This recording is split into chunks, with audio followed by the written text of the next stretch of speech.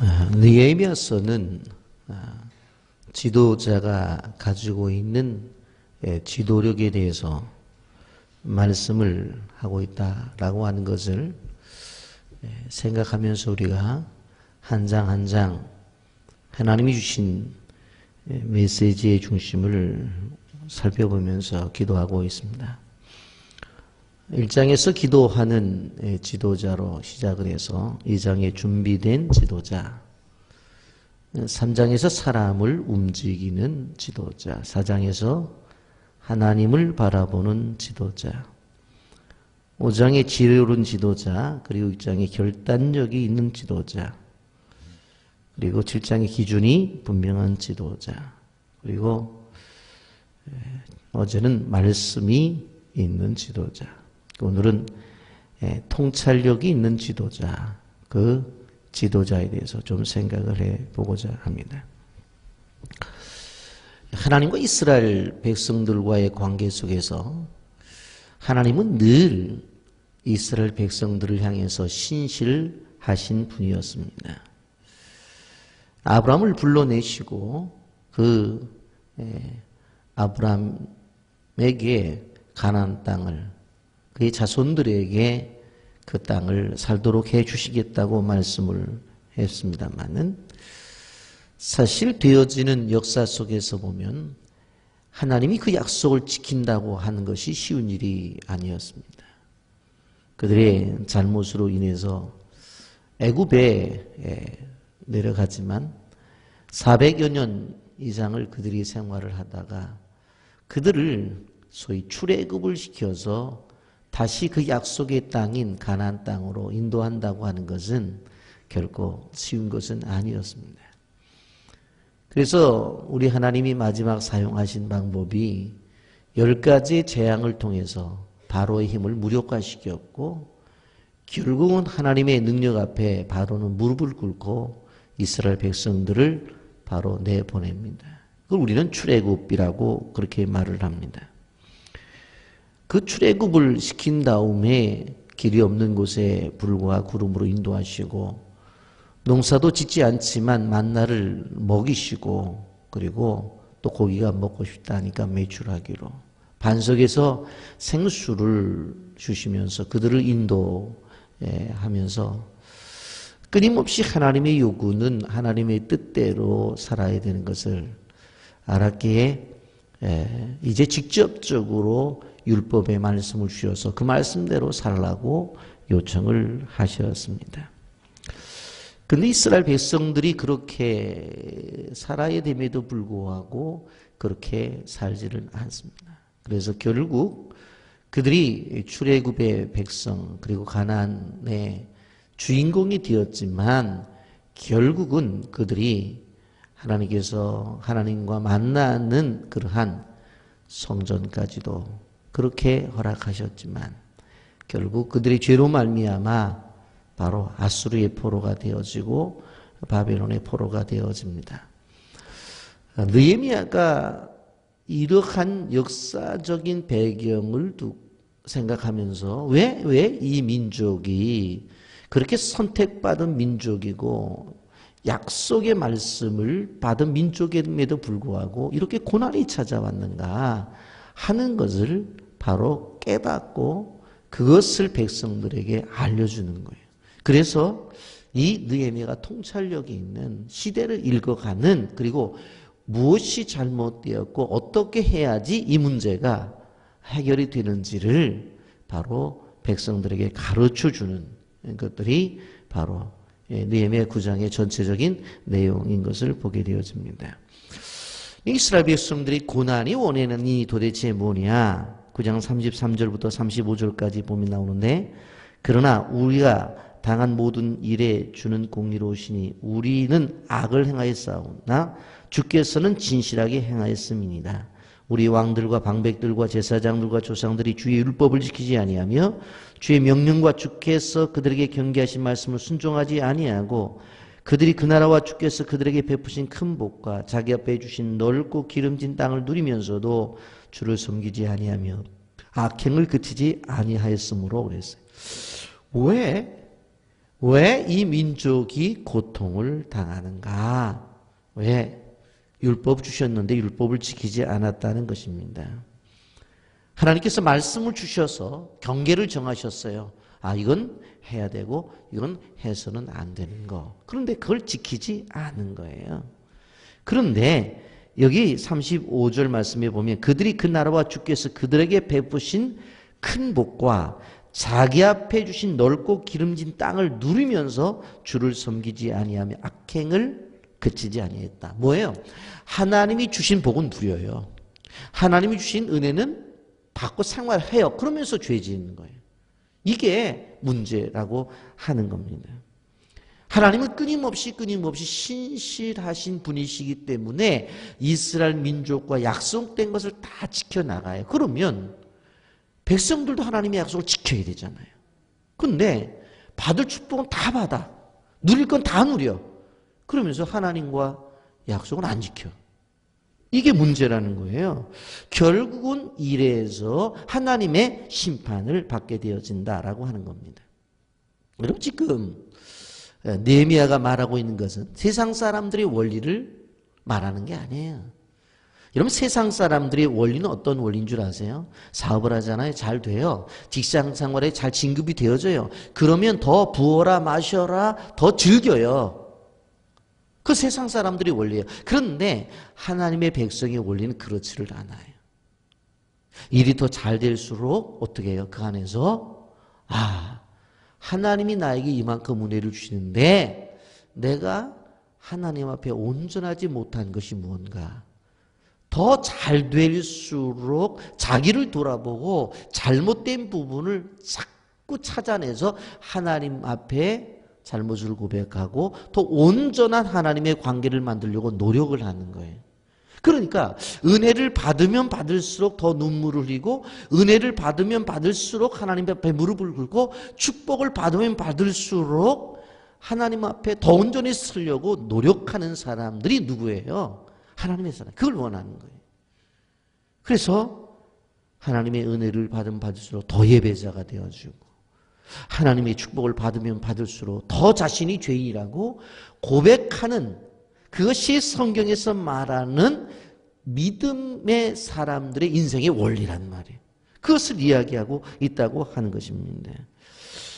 여러분 쭉 이제 9장에 오늘 6절까지 읽었는데 7절 말씀부터 보면 쭉 나오는 말씀들을 보면 역사적으로 조명을 하고 있는 것들을 바라볼 수가 있습니다. 여러분 하나님은 인간처럼 어떤 변덕스러운 하나님이 아니에요. 예? 하나님은 우리를 향해서 신실하신 하나님이에요. 이 신실하신 하나님이라고 하는 건 뭐냐면 우리가 잘할 때 복 내려주시고 잘못하면 우리의 채찍질 하시는 분, 그분이 신실하다는 거예요. 하나님 사랑이 많으시니까 잘해도 좋고 잘못해도 좋고 그런 하나님은 신실한 하나님이 아니에요. 그 부분에 있어서 분명한 물음과 책임을 우리에게 이야기하시는 하나님이라는 거예요. 여러분 이러한 전체적인 것을 신약적 언어로 사용하면 어떻게 되어져요? 히브리서 12장 6절에 이렇게 말합니다. 주께서 그 사랑하시는 자를 징계하시고 그가 받아들이는 아들마다 채찍질 하심이라 그랬어요. 히브리서 12장 10절 그들은 잠시 자기의 뜻대로 우리의 징계하였거니와 오직 하나님은 우리의 유익을 위하여 그의 거룩하심에 참여하게 하시느니라. 여러분 하나님의 자녀들에게 왜 징계를 내려요? 하나님의 거룩함에 참여하게 하기 위해서. 이게 하나님의 뜻이에요. 여러분 우리 자신들을 돌아보고 우리가 가지고 있는 공동체를 늘 돌아봐야 되는 그러한 모습이 있어야 돼요. 지난달까지는 사업이 잘 됐는데 왜 이번 달에 이런 어려움을 당하지? 왜?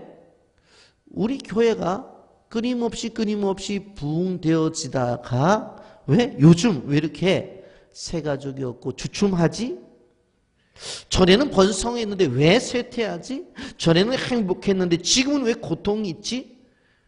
그러한 문제가 발생되어질 때 바른 역사의식을 가져야 되는데 바른 역사 의식이라고 하는 것은 지금까지 되어진 일들에 대해서 그냥 역사적인 지식적인 것만 아는 것이 아니라 역사 속에서 바로 하나님의 손길을 느끼게 되는 거예요. 그것을 왜 이렇게 되었는가를 깨달아야 된다는 말이에요.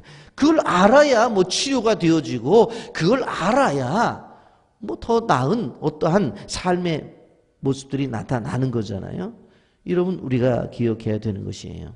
그런데 모든 인생의 과정 속에서 개인적인 것이든 가정이든 그리고 교회든 나라와 민족이든지 간에 그 안에 들어가서 고통 속에는 분명한 이유가 있어요.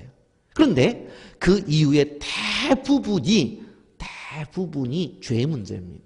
뭐 그렇지 않은 경우들도 있어요. 왜? 욥의 경우를 보면 분명히 하나님의 뜻 가운데 이루어지는 일들도 있습니다만은 하나님은 선하신 분이시기 때문에 다 그 가운데 뭐가 있어요? 죄의 문제가 있다는 것을 알아야 돼요.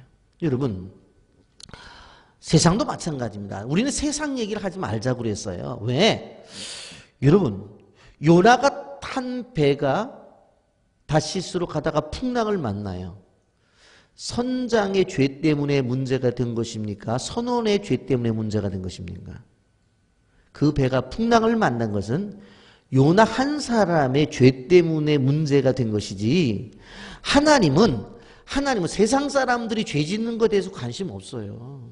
왜? 워낙 그 사람들은 그렇게 태어났고 그렇게 살다 그렇게 죽는 사람들이에요. 죄송하지만. 그러나 하나님이 관심을 갖는 것은 하나님의 자녀가 죄를 짓는 데 관심이 있는 거예요. 너 그러면 안 되잖아. 내 자식인데, 넌 하나님의 백성인데. 그래서 그 배가 풍랑을 만난 거지. 뭐 선장이 이런 죄를 지었기 때문에, 선원들이 이런 죄를 지었기 때문에 니를 맛봐라 그러고 풍랑을 일으킨 게 아니에요. 한 사람, 누구예요? 요나가 하나님의 말씀대로 불순종하지 않고 가니까.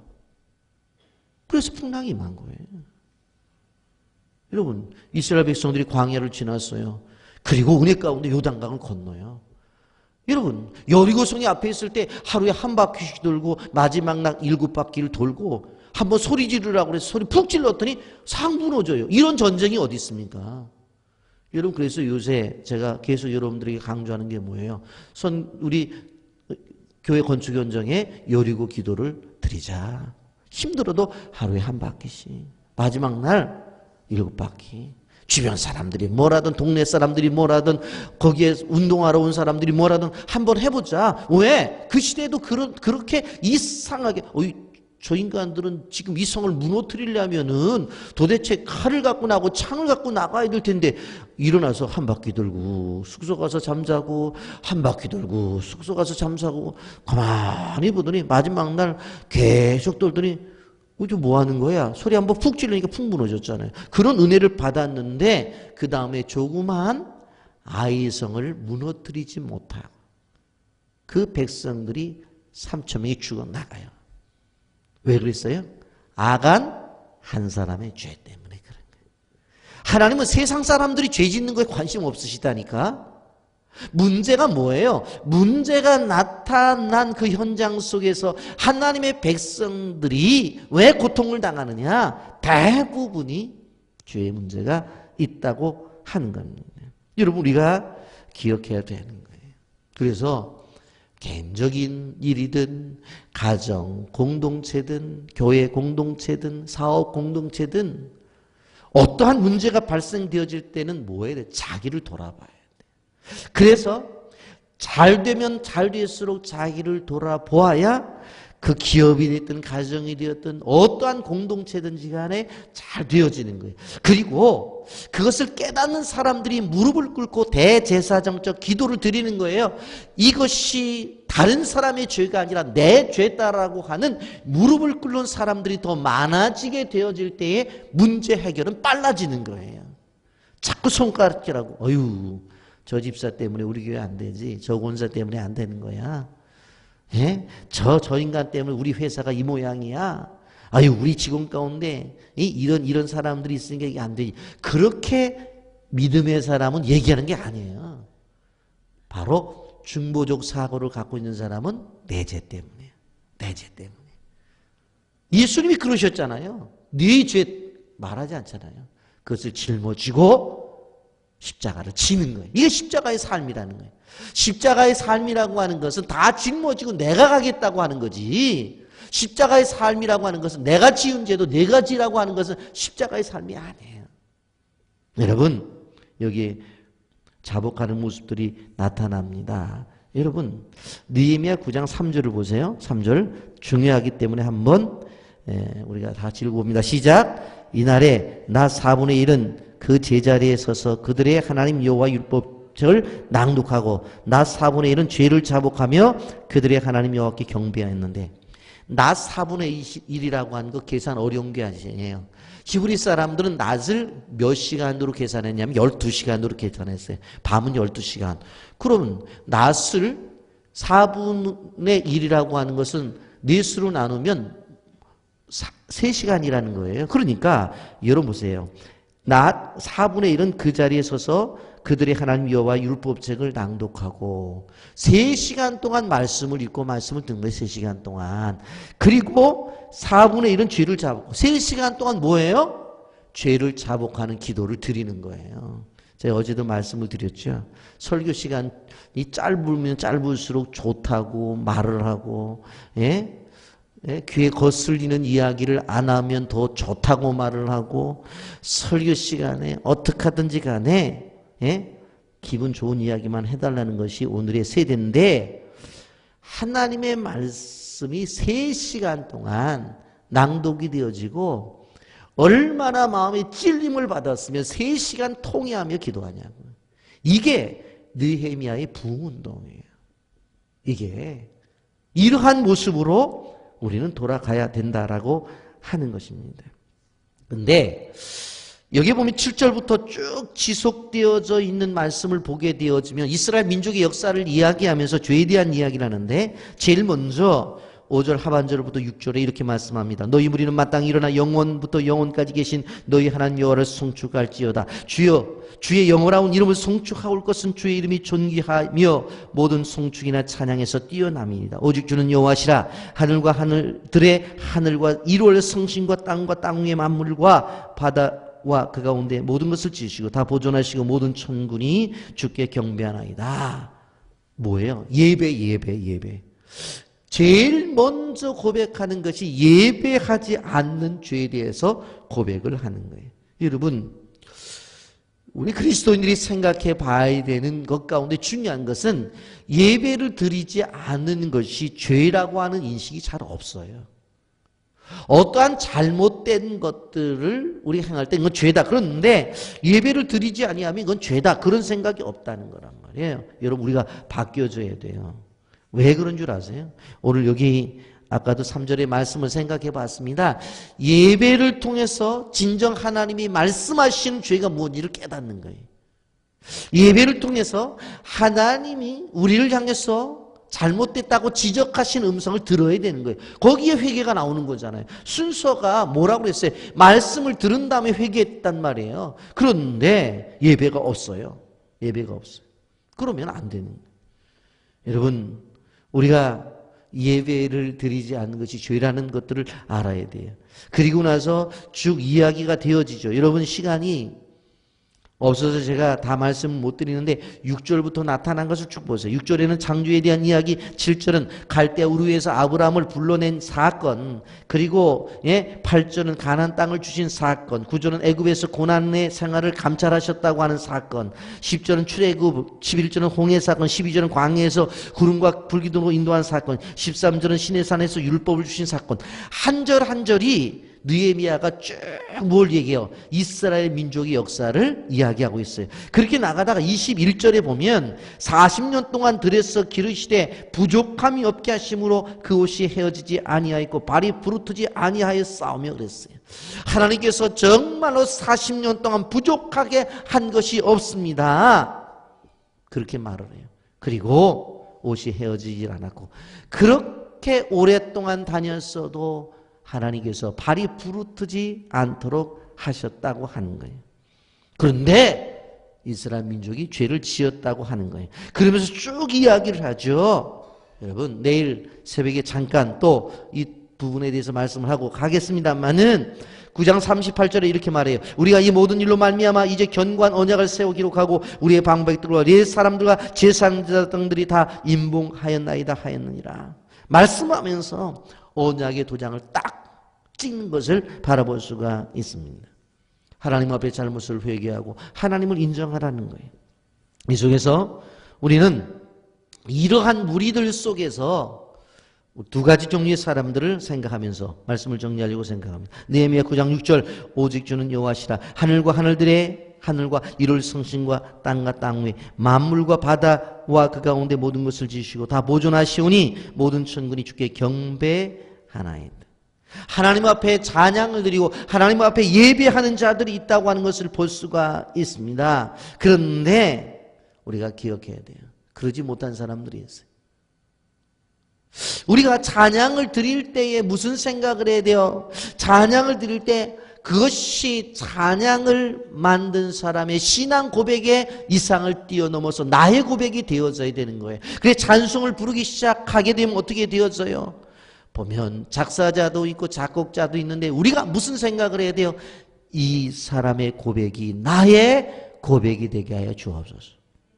그리고 이 이야기는 작사를 한 그분의 신앙 고백이 아니라 내 고백입니다 하고 나가야 되는 거예요. 그래서 찬송을 하면서 아멘 아멘 아멘 그렇습니다 아멘 아멘 하면 나가야 돼요. 그런데 그렇게 은혜를 받는 사람들도 있는 반면에 그러지 못한 사람들이 있어요. 16절 17절에 보면 그들이 우리 조상들이 교만하여 목을 굳게 하여 주의 명령을 듣지 아니하며 교역하며 주께서 그들 가운데 행하신 기사를 기억하지 아니하고 목을 굳게 하여 폐역하여 스스로 한 우두머리를 세우고 종되었던 땅에서 돌아가고자 하였나이다. 끊임없이 죄를 지었던 땅으로 돌아가려고 그래요.